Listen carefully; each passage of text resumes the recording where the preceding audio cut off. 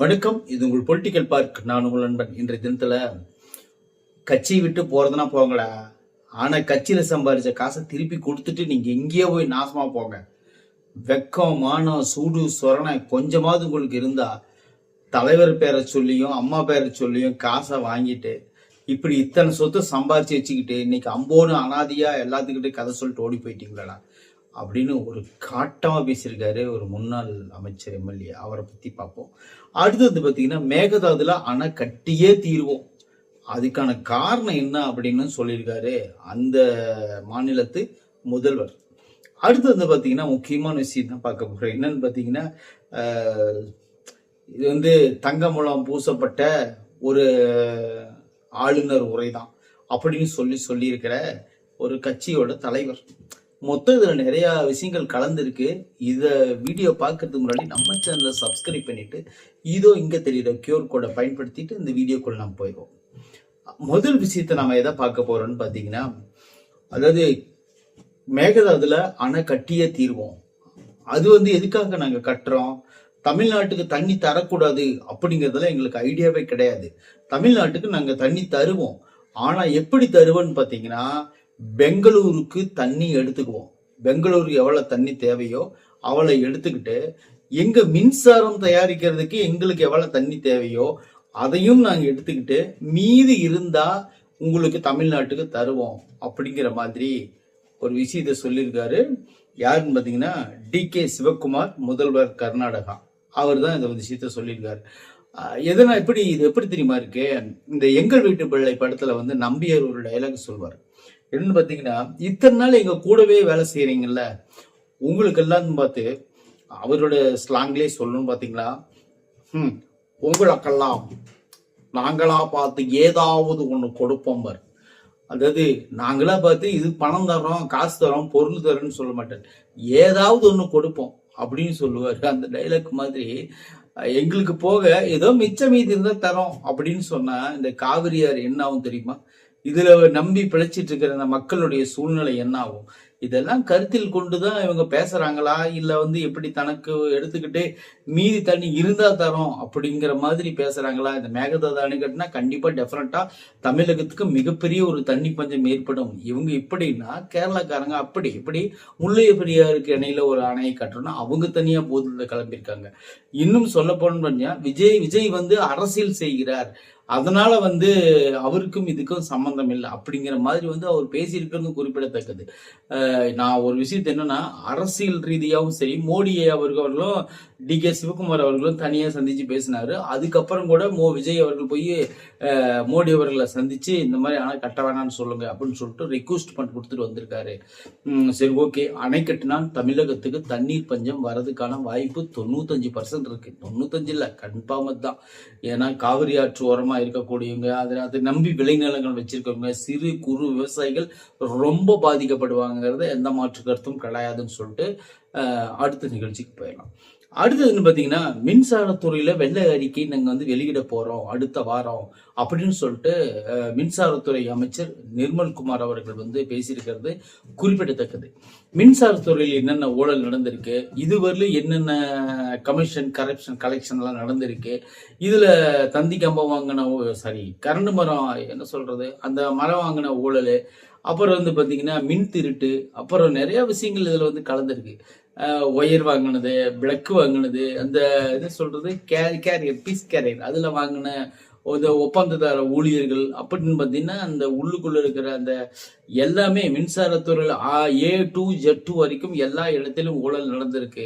இது எல்லாம் கண்டுபிடிச்சு வெள்ளை அறிக்கையாக நாங்க வெளியிடுறோம். கிட்டத்தட்ட பாத்தீங்கன்னா 2.40 லட்சம் கோடி மின்துறையில மட்டும் கடன் இருக்கு அப்படின்னு சொல்லி இருக்கிறதும் குறிப்பிடத்தக்கது.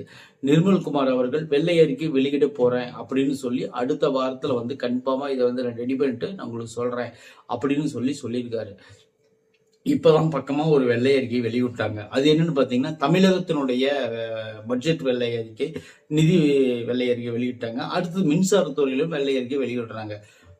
குறைஞ்சபட்சம் பார்த்தீங்கன்னா எல்லா டிபார்ட்மெண்ட்ல இருந்தும் வெள்ளை அறிக்கை வெளியே வரும்போது இத்தனை லட்சம் கோடி கடன் வச்சுக்கிட்டு தான் இத்தனை வருஷமா கொள்ளையடிச்சிட்டு இருந்தாங்களா அப்படின்னு சொல்லிட்டு மக்களுக்கு எடுத்து சொல்றோம் அப்படின்னு சொல்லிட்டு அவர் சொல்றதும் குறிப்பிடத்தக்கது. சரி, ஓகே. அடுத்தது 3வது விஷயமா நம்ம எதை பார்க்க போறோம்னு பார்த்தீங்கன்னா, இது தங்க முலாம் பூசப்பட்ட ஒரு தகரம். இந்த ஆளுநர் உரை அப்படிங்கிறது தெள்ள தெளிவா தெரியுது. இவங்க என்ன எழுதி கொடுத்தாங்களோ அதை கரெக்டா பேசிட்டு போயிட்டாரு அப்படின்னு சொல்லிட்டு சொல்லிக்கிறது யாருன்னு பார்த்தீங்கன்னா டிடிவி தினகரன் சொல்லிக்காரு. அவர் அம்மா முன்னேற்ற கழகத்தினுடைய தலைவர். சரி, ஓகே. என்ன எதுக்காக அப்படி சொல்லிக்கிறேன்னு பார்த்தீங்கன்னா, கடந்த காலங்களில் கடுமையா விமர்சனம் செய்யறது யாருன்னு பார்த்தீங்கன்னா டிடிவி அண்ணன் தான் விஜயை விமர்சனம் செய்யறாரு. அதுக்கு காரணம் உங்களுக்கு எல்லாத்துக்கும் தெரியும். அவர் 19 தொகுதி வாங்கி ஒரே ஒரு தொகுதி வச்சாரு. அந்த ஒரே ஒரு எம்எல்ஏவும் விஜய் அண்ணன் தூக்கிட்டு போயிட்டு அவர் கோபம் வருமா வராதா? அவர் எடுத்துட்டு போயிட்டாரு. அதனால இவருக்கு செம காண்டிருக்காரு. இப்ப எம்எல்ஏ ஒரு கட்சி இவர் சார்பா யாருமே சட்டமன்றத்தில் போய் பேசுறதுக்கு இல்லாம எந்த எம்எல்ஏவே இல்லாம சுத்திட்டு இருக்காரு அவர். அதனால அவருக்கு சரியான கோபம் வருது.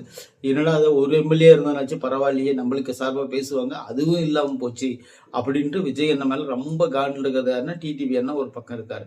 அவருக்கு குறைஞ்ச என்ன சிறுவன் சொன்னாரு போன டைம், இம்சை அரசன் 24ஆம் புலிகேசி விஜய்ன்னு சொன்னாரு. அதாவது 23ஆம் புலிகேசி வடிவேல்னா 24ஆம் புலிகேசி விஜய் அப்படின்னு சொன்னாரு. அதை வச்சு டிஎம்கே ஐடிவிங்க ட்ரோல் பண்ணிட்டு இருந்தாங்க. ட்ரோல் பண்றதுக்கெல்லாம் ஒரு சலிச்ச ஆளா, அதெல்லாம் ட்ரோல்லாம் அவரை பார்த்து சலிச்சு போய் பண்ணி தொலைங்கன்னு சொல்லிட்டு போயிடுவாரு. அந்த மாதிரி ஆளு.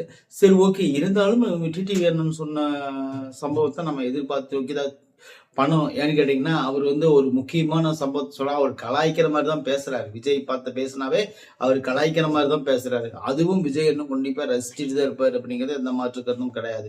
தங்க மூலம் பூசப்பட்டா என்ன, வைர மூலம் பூசப்பட்டா என்ன, பூசியாச்சு இல்ல, அவர் முதலமைச்சர் தானே, எல்லாத்துக்கும் அவர் தான் முதலமைச்சர். இதுல எந்த கருத்தும் இல்லை. இதுக்கப்புறம் போய் கலாய்ச்சா என்ன, கலாய்க்காட்டி என்ன, அதை பத்தி கவலையே இல்லைன்னு சொல்லிட்டு போயிட்டே இருப்பாரு. சரி, அடுத்து பாத்தீங்கன்னா நெல்லை மாவட்டம் கட்டாங்குளத்தூர் அப்படிங்கிற ஊருக்கும் பொத்தேரி அப்படிங்கிற இடத்துக்கும் இடையில ரயிலை நிறுத்தி ஒரு ஆள் என்ன பண்ணிக்கிறேன்னு பாத்தீங்கன்னா கொள்ளையடிச்சிருக்கிறான். எப்படின்னு பாத்தீங்கன்னா, அந்த சிக்னல் இருக்குமல்ல, அந்த லைட்டு, அதுல துணி வச்சு அடைச்சி, அதாவது பாத்தீங்கன்னா அந்த ரெட்டு, அந்த சிவப்பு அண்டு கிரீன் அண்டு எல்லோ இருக்கும்ல, அதுல 3லையுமே துணி வச்சு அடைச்சிட்டு அந்த சிக்னலை நிறுத்திட்டு ரயிலை நிறுத்தி அங்கிருந்து கொள்ளையடிக்க முயற்சி பண்ணிக்கிறான். அப்படி அடிக்கும்போது போலீஸ் கிட்ட மாட்டிக்கிட்டான். அந்த ஆள் யாருன்னு பாத்தீங்கன்னா குமரேசன் அப்படிங்கிற ஒரு ஆள் தான் அந்த ரயிலில் கொள்ளையடிக்கும் போது மாட்டிருக்காங்க. கூடிய விரைவில் டீட்டெயில்ஸ் எல்லாம் வெளியே வரும். பாருங்களேன் எப்படி எல்லாம் சிந்திக்கிறாங்க பாருங்க. அந்த சிக்னல் எதுக்கு வச்சிருக்காங்க அப்படிங்கிறதெல்லாம் நம்ம ஆராய்ச்சி பண்ணிட்டு இருக்கோம். எதுக்குடா ரெட்டு நிற்குமா, கிரீனா போகுமா, எல்லோனா நிதானமா போகணுமா அப்படிங்கிற மாதிரிலாம் நாம யோசனை பண்ணிட்டு இருந்தா அதை மறைச்சி ரயில் அந்த இடத்துல நிற்கும், நம்ம கொள்ளையடிக்கலாங்கிற ஐடியாலாம் உங்களுக்கு தெரிஞ்சிருக்கு பாருங்களேன். எனக்கு ஆச்சரியமா இருக்குது. இதெல்லாம் பார்க்கும்போது தான் திருடங்கள்லாம் இன்னும் டெக்னாலஜி அதிகமாக வளர்த்துக்கிட்டாங்க. ஏஐயை தாண்டி போயிட்டு இருக்காங்க இந்த கொள்ளையர்கள் எல்லாம். இதெல்லாம் எப்படி கட்டுப்படுத்துறதுன்னு சொல்லிட்டு நம்மளுக்கு உண்மையிலே தெரியவே இல்லை.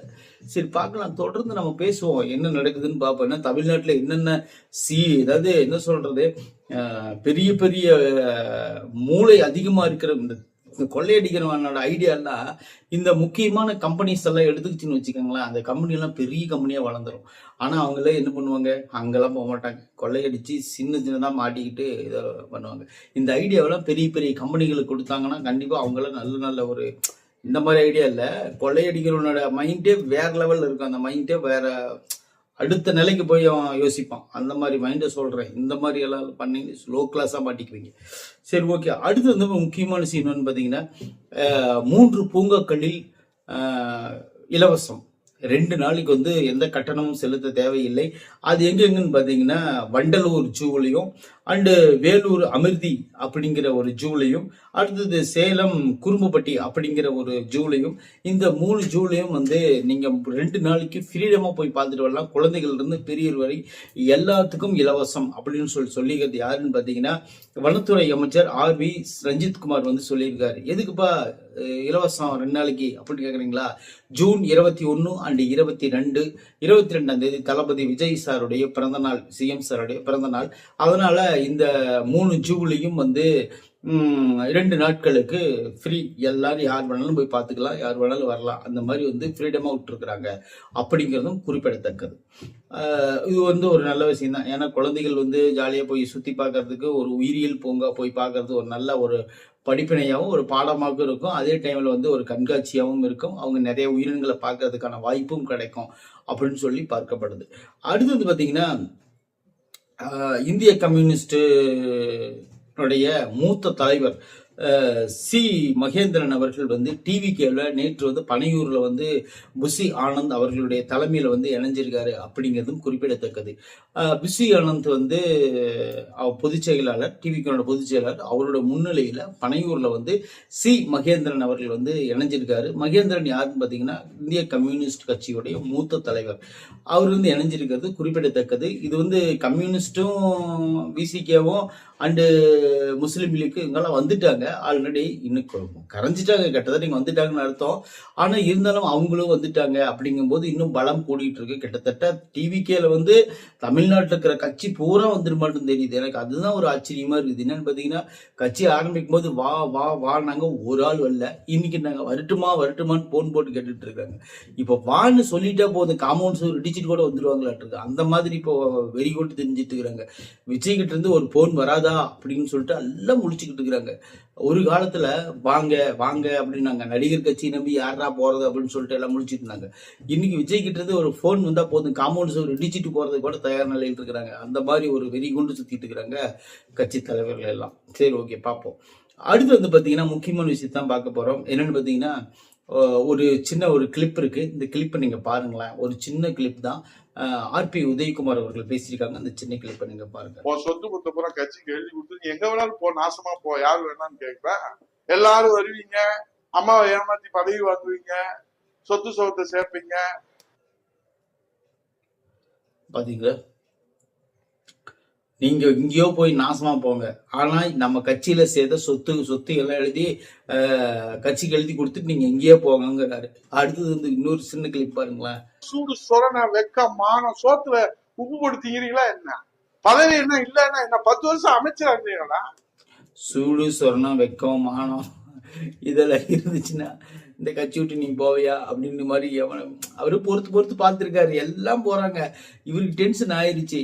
இன்னொரு விஷயம், இன்னொரு சின்ன கிளிப் அதையும் பாருங்களேன். இவ்வளவு கோபம் ஓடிருங்க. இப்படி வாரம் கெடு வச்சு, நாள் கெடு வச்சு, என்னமோ ஒட்டுமொத்தமா அதிமுகவே அழிஞ்சு போறதுனால ஒட்டுமொத்தமா போங்கடா. சும்மா இன்னைக்கு போறேன் நாளைக்கு போறேன்னு டைம் வச்சு போகாதீங்க. போறதுன்னா ஒட்டுமொத்தமா போயிருங்க. யாராவது போறீங்களோ எல்லாம் கிளம்பிருங்க. பாவம், அவருக்கு ஒன்னும் டென்ஷன் ஆயிட்டே இருப்பாவம் ஆர்பி உதயகுமார் அண்ணன். உண்மையிலே அவர் சொல்றது கரெக்ட் தான். ஏன்னு கேட்டீங்கன்னா, போறதுன்னு முடிவாகி போச்சு. எல்லாம் கும்பலா உட்காந்து எத்தனை பேருப்பா போகலாம் போகலாம்னு சொல்லிட்டு கிளம்பிடணும். சும்மா இன்னைக்கு வரேன், 10 மணிக்கு வரேன், 11 மணிக்கு வரேன், 15ஆம் தேதி காலையில 3 மணிக்கு வரேன், இப்படி இல்லைன்னா ஏன் போயிட்டு இருக்கிறீங்க? போறதுன்னா எல்லாம் ஒரே மட்டும் போங்க. எத்தனை பேர் போறாங்க நாங்க தெரிஞ்சுக்கிறோம். அதுக்கப்புறம் எங்களால கட்சி எப்படி நடத்தணும்னு மட்டும் பாருங்கன்னு சொல்லிட்டு ஆர்பி உதயகுமார் அவர்கள் கொதிச்சு எழுந்துட்டாரு அப்படிங்கிறத உண்மையான விஷயம். உண்மையிலே இது வந்து நல்லா பாராட்ட வேண்டிய விஷயம். ரொம்ப நாளா மனசுல தேக்கி வச்சிருந்திருக்காரு இவங்கெல்லாம் போகும்போது. இன்னைக்கு விஜயபாஸ்கர் அண்ணன் போகும்போது தான் சொல்றாரு இந்த மாதிரின்ட்டு. அப்புறம் இன்னொரு விஷயத்த சொன்னாரு. என்னன்னு பாத்தீங்கன்னா, அதாவது செங்கோட்டை அவர்கள் வந்து தாவேக்கால் போய் இணையும் போது இவர் மூத்த தலைவர் அந்த சின்ன பசங்களோட போய் சேர்ந்துக்கிட்டு என்ன பண்ண போறாருன்னு தெரியலையேன்னு சொல்லிட்டு இவர் பேசியிருக்காரு. அந்த விஷயத்த பாருங்களேன், விஜயபாஸ்கர் அண்ணன் பேசின விஷயத்த சொல்றாரு பாருங்க. தாவேக்கா கட்சிக்கு போறாரு, அவருக்கெல்லாம் என்ன ஒரு மூத்தவர், அவர் போய் இந்த தாவேக கட்சியில போலாமா என்று நீங்க சொன்னீங்களா சொல்லலையா? இப்ப எப்படி உங்களுக்கு தாவேக கட்சி? ஏன்னா தாவேக பேசியிருக்காரு. அதாவது நான் என்ன சொல்ல வரேன்னு பாத்தீங்கன்னா, இவங்களுக்குள்ளேயே வந்து இவ்வளவு கோபத்தை தேக்கி வச்சுட்டு இருந்திருக்காங்க. அப்படி போகும்போது யாருக்குமே கோபம் வரதான் செய்யும். ஏன்னா ஒரு கட்சின்னா அந்த கட்சி கட்டுக்கோப்பா இருந்தா தான் அந்த கட்சியா இருக்கும். சும்மா நான் ஒரு பக்கம் பேசுறேன், நீ ஒரு பக்கம் பேசு அப்படிங்கிறது. இதே வெற்றியா இருந்தா இவங்கெல்லாம் போயிருப்பாங்களா? போக மாட்டாங்கல்ல. இவங்க தோல்வியான உடனே இவங்க கிளம்புறாங்க. இப்ப ஐயா எடப்பாடி அவர்கள் என்ன சொன்னாரு இன்னைக்கு?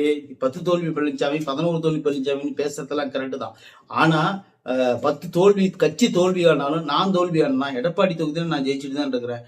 அதனால நீங்க வந்து ஜெயிச்சே இருந்தாலும் கூட கொளத்தூர் தொகுதியில் நீங்க தோந்துட்டீங்க அப்படின்னு சொல்லிட்டு ஸ்டாலின் அவர்களை பார்த்து கடுமையாக விமர்சனம் பண்ணாரு அப்படிங்கிறதும் குறிப்பிடத்தக்கது. சரி, ஓகே, இன்னைக்கான நிகழ்ச்சிகளை நாம பார்த்துட்டோம். நாளைக்கு இன்னும் புதுமையான நிகழ்ச்சிகளோடு நான் உங்களை சந்திக்கிறேன். அது வரைக்கும் நன்றி, வணக்கம்.